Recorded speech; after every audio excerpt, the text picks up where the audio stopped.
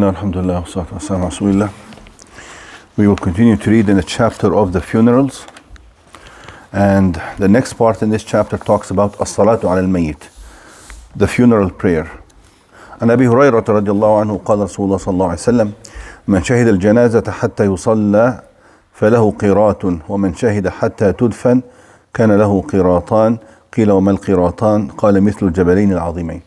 This hadith is reported by Abu Hurairah that the Messenger ﷺ said, whoever witnesses the janazah, the funeral, until the prayer is concluded, he will receive a certain amount of reward. He called it qirat. And then who attends until it is buried, he will receive double that reward. When he was asked, the Messenger ﷺ, what a qirat is, or what the qiratan are, the two qirat, he says, مثل الجبلين العظيمين. Just like it's as much, or it amounts to the weight of two large mountains. مثل الجبلين العظيمين. Two large mountains of reward for attending the salah and also attending the burial. Attending the salah, you get just one, like half of that amount. وعن ثوبان مولى رسول الله صلى الله عليه وسلم أن رسول الله صلى الله عليه وسلم قال من صلى على جنازة فله قيراط فإن شهد دفنها فله قيراطان.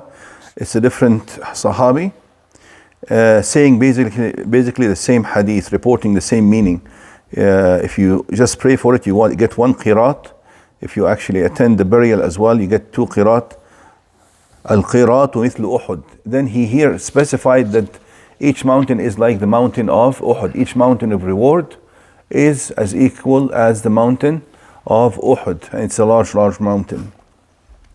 It is mentioned that Abdullah ibn Umar, when he heard this hadith, he said, "Kam farratna fi qararita kathira."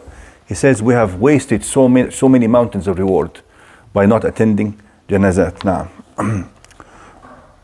Salat Janaza, the ruling on Salat al-Janaza, it is again fard kifaya, which means it's a communal obligation. The community has to perform it. Not every single individual in the community, but some people in the community have to fulfill this obligation. And this is a consensus between all scholars. It is mentioned by Abu Hurairah that the Messenger ﷺ says, and Rasulullah ﷺ قال كان يؤتى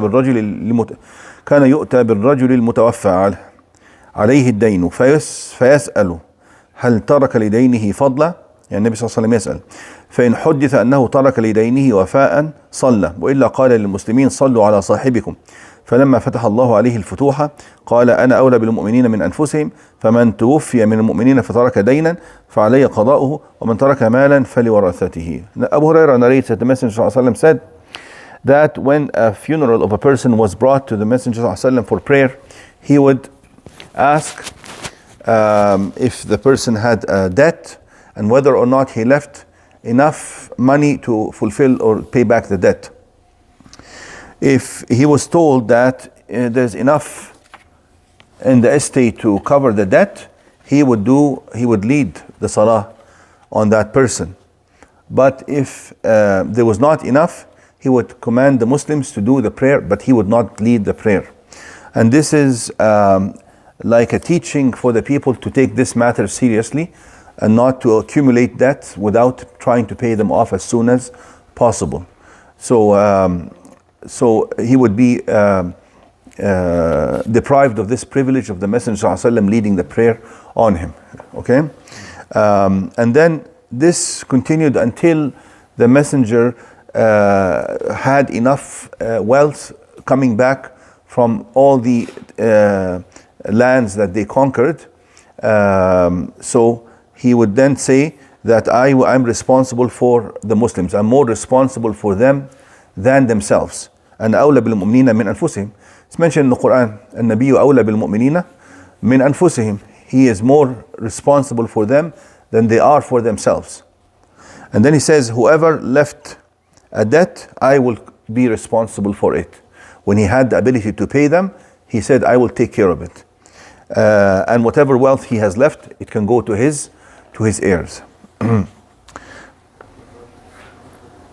So that might be interpreted as if the Muslim state should be responsible to pay the debt of the dying Muslim or the dead Muslim. or it just could be because of the relationship between the Messenger ﷺ specifically and the rest of the Muslims, because in general it is well known that the debt has to be paid from whatever the person left behind of his own wealth. That is the common knowledge or the common agreement right now.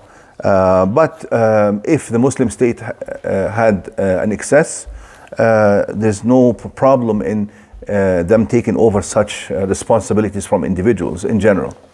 Like if the Muslim state has more wealth, they can take over other things from individuals. He says in the next part, we will conclude with this. هل تشرع الصلاة على الشهيد الذي قتل في المعركة?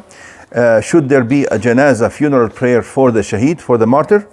There's a hadith عن جابر ابن عبد الله قال كان النبي صلى الله عليه وسلم يجمع بين الرجلين من قتلى أحد في ثوب واحد. Messenger صلى الله عليه وسلم used to combine two deceased martyrs from the battle of Uhud in one sheet. He would wrap them with one sheet. ثم يقول أيهم أكثر أخذا بالقرآن. He would say who knows more of the Quran than the other. فإذا أشير له إلى أحدهما قدمه في اللحد. The person who knows more of the Quran, he would be the first one to go into the grave as an honor for him. وقال أنا شهيد على هؤلاء يوم القيامة. Then he would say, I will testify for those who were martyred on the day of judgment. وأمر بدفنهم في دمائهم ولم يغسلوا ولم يصلى عليهم. Then he commanded that they be buried in their clothing with their blood without having to be washed, and they were not washed, and he did not pray janazah for them. He did not pray janazah for them. It is mentioned also عن عقبة بن عامر النبي صلى الله عليه وسلم خرج يوما فصلى على أهل أحد صلاته على الميت. It is mentioned in the Messenger صلى الله عليه وسلم at a later date he went out one time from his house and he went and prayed the funeral for the deceased of the battle of Uhud.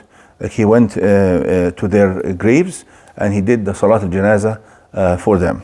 And that is why the majority of scholars based on this, based on the first hadith, they would say that the sunnah or the stronger opinion is that they do not require Salat al-Janazah. But if somebody decides to perform it, there's nothing wrong with that. There's nothing wrong with that. This is, and Imam Ahmad says something, he says, الصلاة على الشهيد أجود وإن لم يصلوا عليه أجزاء. He says the opposite. He says, to pray on the shaheed, it is better, but if they left him without prayer, that is also fine. That is also fine. So there's a difference of opinion on this matter. The scholars the schools of law that felt that he did not require the funeral prayer are al-Malikiyya wal-Shafi'iyya wal-Hanabila. So the schools of Imam Malik, Shafi'i, wa Ahmed. Sometimes you can have in the same school more than one opinion within the same school. You saw the saying of Imam Ahmed, while the school itself says that you do not have to pray janazah on the shaheed. Shafi'iyya the same, the Malikiyya.